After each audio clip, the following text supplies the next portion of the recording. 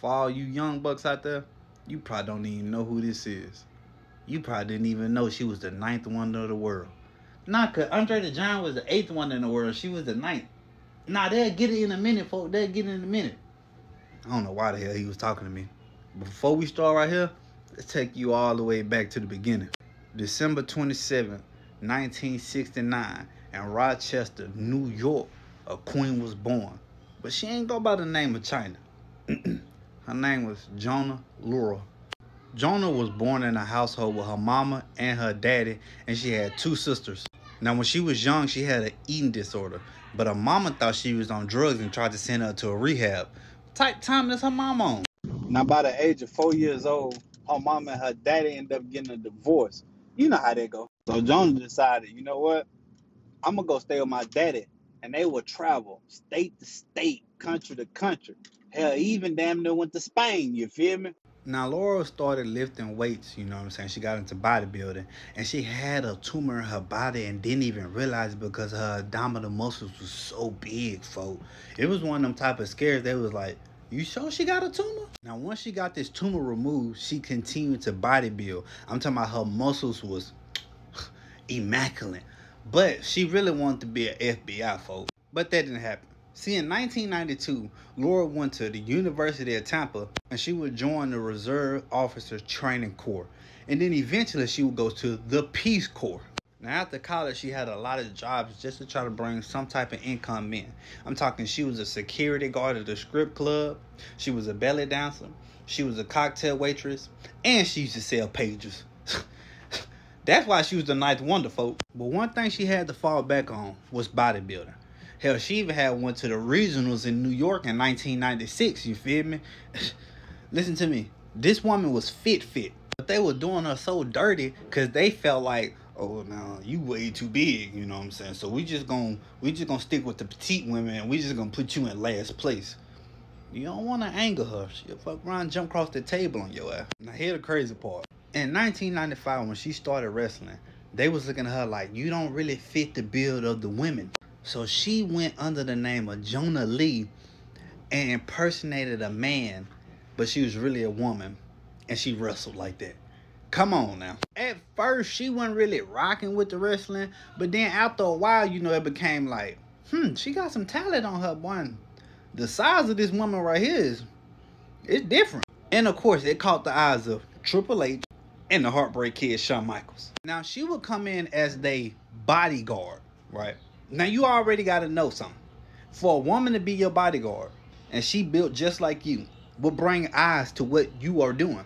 And it also brought eyes to Vince McMahon, which at first he was like, I don't really know about this, you feel me? But just because Eric Bischoff said, you know what, I might want her over here, Vince said, no, let's bring her in as Triple H and the bodyguard. And that's exactly what she did, folks.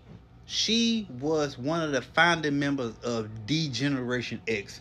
And just by the look at her face right here, let us know everything we need to know. And bodyguard, she did. She ended up choking out this woman right here when Triple H was in the match with Goldust, and that was Goldust's assistant. After a while, CHYNA and Triple H started getting a little close, you feel me? And thus, the stable was born.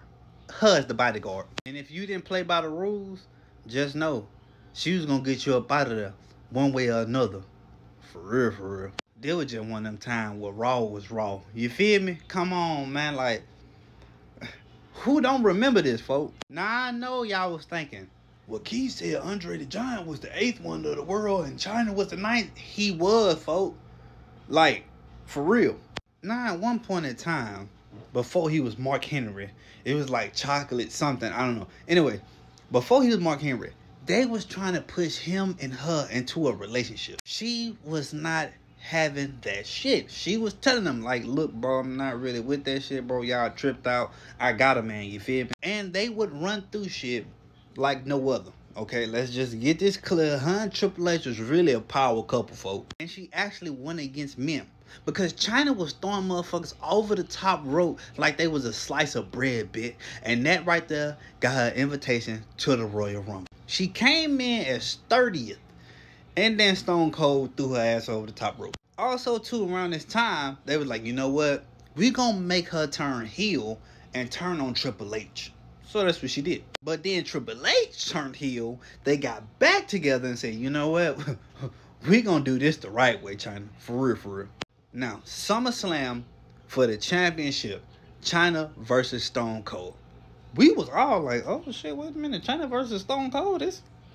Oh shit. I think something was in my throat.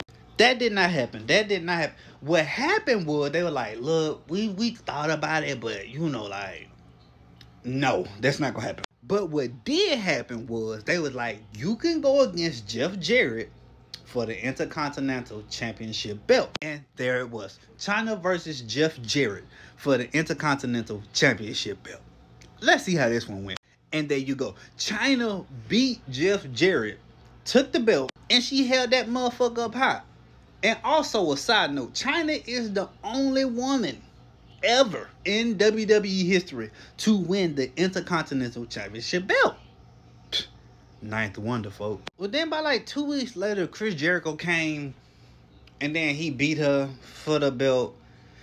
That was just a whole big fiasco, you feel me? And then once they rematched each other for it, they both pinned each other at the same time and had to share the damn belt together. You can't tell me that ain't one crazy ass storyline. Now on the night of Royal Rumble, Chris Jericho and CHYNA had to go against Hardcore Holly for the belt. They both had to defend it. Well, Chris Jericho did some shit that shocked everybody. Pinned her, took the belt for himself, and the rest is history. Now around this time, Triple H started dating the boss's daughter. CHYNA didn't like this shit at all. But guess who she started messing with? You guessed it. Latino Heat Eddie Guerrero himself. I mean, you know, they were cute and shit, you feel me? We were like, oh, okay, Eddie. I lie, I cheat, I steal. You know what? Just go to the next clip. Now, CHYNA had to go against Shane for the Intercontinental Championship belt again. And once again, she won, right? But then Eddie came out of nowhere. He lied, he cheated, and he stole that damn Intercontinental Championship belt from her. I knew his theme song meant something. It really was bittersweet, folk. Like, she really should have just stole off on her right here. Now, around this time, WWE really didn't know what else to do with CHYNA, folk. Oh, but out of nowhere, she became one of the first women to be on Playboy Bunny from the WWE.